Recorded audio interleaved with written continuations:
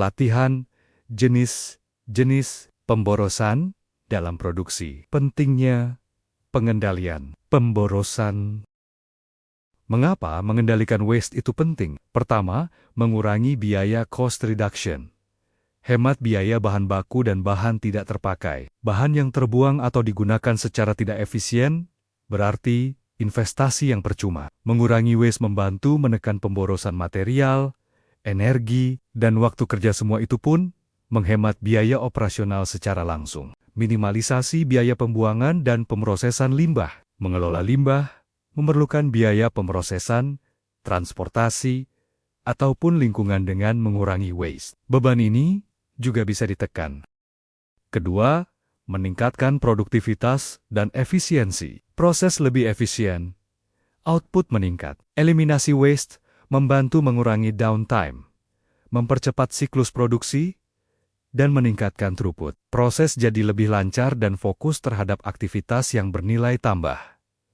Penggunaan sumber daya lebih optimal. Waktu operasional, mesin, dan tenaga kerja dimanfaatkan secara efektif bila waste dikendalikan. Reduce idle time dan memperbaiki koordinasi sehingga produktivitas naik. Mengurangi variabilitas dan gangguan operasional. Dengan waste yang lebih sedikit, kejadian tak terduga atau gangguan teknis bisa diminimalisir. Menjaga proses tetap stabil dan efisien. Ketiga, memperbaiki kualitas produk. Menekan biaya akibat produk cacat, cost of poor quality. Produk rusak atau tidak sesuai spesifikasi mengakibatkan pemborosan material, waktu, dan tenaga. Mengurangi waste membantu menekan kualitas rendah dan memperbaiki citra produk. Lebih mendekati ideal produksi, lean. Konsep mudah dalam lean waste mengajarkan untuk menghindari aktivitas yang tidak menambah nilai. Hasilnya adalah produk lebih konsisten, sesuai standar, tanpa defek atau proses berlebihan. 7 waste, TIMWO, OD, dan contoh kasus industri. 1. Overproduction. Definisi, produksi melebihi kebutuhan nyata, menyebabkan kelebihan stok dan pemborosan sumber daya. Contoh nyata, Toyota fokus pada JIT just-in-time, hanya memproduksi sesuai permintaan, sehingga mengurangi biaya penyimpanan dan mendeteksi defek lebih cepat. 2. Waiting. Definisi, waktu tunggu tidak produktif, seperti mesin atau pekerja menganggur karena keterlambatan proses. Contoh nyata di sebuah pabrik kecil. Banyak resep di apotek tertahan beberapa menunggu pengambilan pelanggan hingga berbulan-bulan, menahan modal dan ruang penyimpanan. 3. Transportation. Definisi, perpindahan material atau produk secara berlebihan antara proses menambah waktu dan risiko kerusakan. Contoh nyata, di Morgan, produsen mobil mewah A, kendaraan dipindahkan bolak-balik di pabrik karena layout yang tidak efisien menambah biaya dan waktu produksi. 4. Inventory. Definisi, persediaan bahan baku, barang dalam proses, atau produk jadi berlebih mengikat modal dan ruang, berisiko rusak atau kadaluarsa. Contoh nyata, Toyota berhasil mengurangi stok suku cadang dari 8 bulan, menjadi cukup 1 bulan melalui sistem pemesanan kecil dan sering. Kelima, motion. Definisi, gerakan berlebihan oleh pekerja seperti berjalan atau menjangkau alat yang tidak menambah nilai. Contoh nyata, Toyota menggunakan layout padat dan optimal agar pekerja tidak perlu berjalan jauh mendongkrak. Produktivitas hingga 50% lebih tinggi ketimbang kompetitor. 6. Overprocessing. Definisi, langkah-langkah tambahan dalam proses yang tidak menambah nilai bagi pelanggan. Contoh nyata, Morgan tetap memproduksi secara manual, meski alat modern tersedia menambah pekerjaan tanpa manfaat nyata dan melanggar efisiensi. Ketujuh, defects. Definisi, produk yang tidak memenuhi standar perlu diperbaiki atau dibuang, menyebabkan biaya tambahan dan ketidakpuasan pelanggan.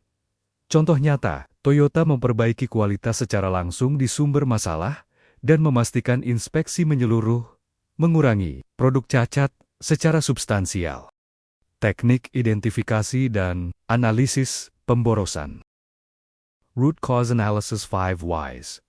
tujuan, dan prinsip. Metode 5 Whys adalah teknik sederhana, namun efektif dalam menganalisis akar penyebab suatu masalah. Dengan mengajukan pertanyaan, mengapa, secara berulang, biasanya 5 kali. Teknik ini berasal dari Toyota dan menjadi praktik inti dalam sistem Lean.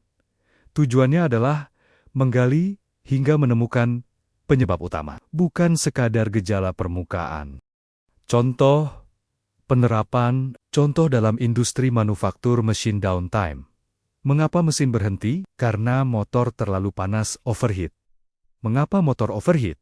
Karena pelumasan kurang. Mengapa pelumasan kurang? Karena jadwal maintenance terlewat. Mengapa maintenance terlewat? Karena sistem pelacakan manual tidak mengingatkan. Mengapa sistem masih manual? Karena anggaran untuk sistem otomatis ditunda. Penyebab utama, tidak ada sistem pelacakan maintenance otomatis. Solusi, terapkan sistem pelacakan otomatis agar jadwal maintenance dipatuhi. Value Stream Mapping, VSM. Apa itu VSM? Adalah teknik visual yang mengilustrasikan seluruh aliran material dan informasi dalam suatu proses, dari pemasok hingga pelanggan. Tujuannya adalah mengidentifikasi aktivitas bernilai tambah dan membedakannya dari waste aktivitas tanpa nilai tambah. Gabungkan 5 Whys dan VSM dalam penerapan Lean. Penggunaan kombinasi VSM dan 5 Whys memberikan pendekatan yang holistik. VSM mengungkap waste. 5 Whys mengurai akar penyebab waste tersebut. Basiskan perbaikan pada data dan observasi langsung Gemba Walk, bukan asumsi.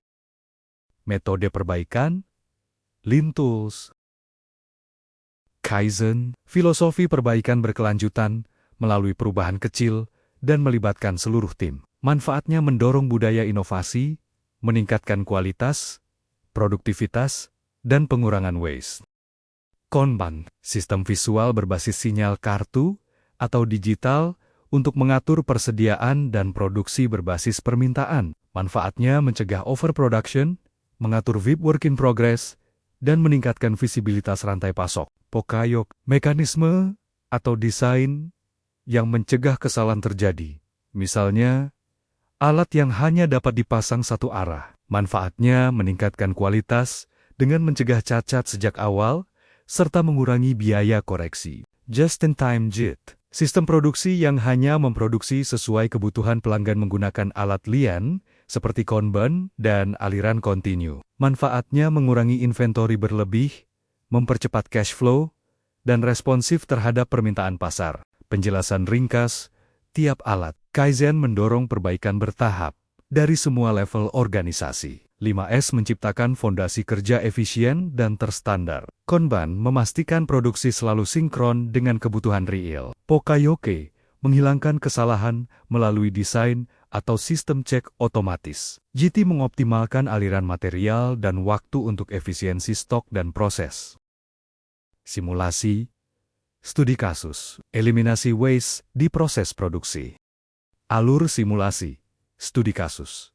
Pertama, penyajian kasus, mulai dengan pemaparan singkat tentang skenario produksi nyata atau fiktif, misalnya lini, perakitan suku cadang otomotif, atau jalur pembuatan komponen elektronik. Sertakan data utama, flow proses, lead time, persediaan VIP, titik bottleneck, dan masalah kualitas. Kedua, mapping dan identifikasi waste. Peserta membentuk kelompok kecil untuk menggambar value stream map current state berdasarkan informasi yang diberikan. Identifikasi waste seperti penumpukan persediaan, waktu tunggu, atau gerakan sia-sia pada alur produksi. Ketiga, analisis akar masalah dengan 5 Whys. Masing-masing kelompok memilih minimal 1 waste penting yang teridentifikasi. Lakukan analisis 5 Whys untuk menggali akar masalah hingga menemukan penyebab nyata. Keempat, merancang solusi Lean, gunakan salah satu alat perbaikan Lean. Kanban memperkenalkan sistem tarik untuk menyeimbangkan VIP dan menghindari overproduksi. Pokayok menambahkan mekanisme pencegahan kesalahan, misalnya sensor atau desain yang mencegah pemasangan komponen terbalik. 5S atau Kaizen Event Mikro jika relevan. Membersihkan area kerja, menstandarkan proses, atau memberikan pelatihan perbaikan cepat. Kelima, model simulasi ringkas opsional. Jika ada dukungan alat digital atau kertas simulasi sederhana, uji desain future state dengan melihat dampak penurunan lead time, VIP, atau cacat produk. Referensi studi menunjukkan bahwa simulasi VSM bisa memperjelas manfaat perubahan proses secara kuantitatif. Keenam, presentasi dan diskusi. Setiap kelompok mempresentasikan current versus future state map, akar masalah, solusi Lean yang diusulkan, serta potensi manfaatnya. Peserta lain memberi feedback terkait kekuatan dan peluang pengembangan solusi. Ketujuh, refleksi implementasi di lapangan. Diskusi singkat tentang bagaimana model ini bisa diterapkan nyata di lingkungan kerja masing-masing. Identifikasi hambatan potensial dan kebutuhan dukungan untuk implementasi Lean berikutnya. Struktur sesi dan durasi. Presentasi kasus, penjelasan skenario dan data dasar. 5 menit. Mapping oleh peserta, gambar VSM dan identifikasi waste. 10 menit. Analisis 5 whys. Kajian akar penyebab utama waste 10 menit. Struktur sesi dan durasi. Merancang solusi Lean, buat desain solusi Kanban atau Pokayoke dan lain-lain. 10 menit, simulasi singkat, tambah diskusi. Uji solusi dan diskusi hasil atas maps. 5-10 menit. Presentasi kelompok dan diskusi. Paparan hasil dan refleksi bersama. 10 menit. Rangkuman, evaluasi, dan rencana tindak lanjut. A. Rangkuman materi. Sorot inti pelajaran, garis besar konsep Lean yang telah dibahas 7 waste, alat-alat Lean, teknik analisis VSM, 5 whys. Tautkan kembali tujuan pelatihan. Ingatkan kembali tujuan awal sesi pelatihan dan bagaimana materi menjawab kebutuhan tersebut. B. Evaluasi pemahaman peserta. Gunakan pendekatan campuran untuk mengukur efektivitas pelatihan. Model evaluasi Kirkpatrick, 4 level reaction, learning, behavior, results. Phillips ROI Model. Jika ingin melihat dampak bisnis dan pengembalian investasi jangka panjang, teknik evaluasi yang direkomendasikan. Survei cepat, reaction, dan learning. Tanyakan sejauh mana peserta merasa telah memahami materi, relevansi terhadap pekerjaan, dan niat penggunaan selanjutnya. Gunakan skala rating dan pertanyaan terbuka tentang hambatan atau kebutuhan dukungan di tempat kerja. Pre-post-test learning. Ukur peningkatan pemahaman melalui kuis atau simulasi sebelum dan sesudah sesi. Evaluasi perilaku dan hasil kerja behavior dan results. Rencana tindak lanjut berupa pemantauan implementasi, pencatatan perbaikan efisiensi, pengurangan waste, atau pengaruh terhadap performa tim atau organisasi. C. Penyusunan rencana tindak lanjut action plan. Definisikan tujuan SMART. Spesifik, terukur, dapat dicapai, relevan, terikat waktu. Penetapan tanggung jawab dan waktu. Siapa yang bertugas melaksanakan? Kapan target harus tercapai? Sumber daya dan dukungan. Identifikasi alat, dukungan manajerial, atau pelatihan lanjutan yang diperlukan. Pemantauan dan peninjauan berkala. Jadwalkan pertemuan follow-up LED bulanan atau triwulanan untuk review progres. Gunakan pendekatan cyclical PDCA Plan Do Check Act. Terapkan siklus perbaikan kontinu. Rancang, lakukan, tinjau, dan sesuaikan. Fasilitasi, kolaborasi, dan peer review. Bentuk kelompok dukungan atau sesi peer-to-peer untuk berbagi kemajuan dan hambatan. Terima kasih.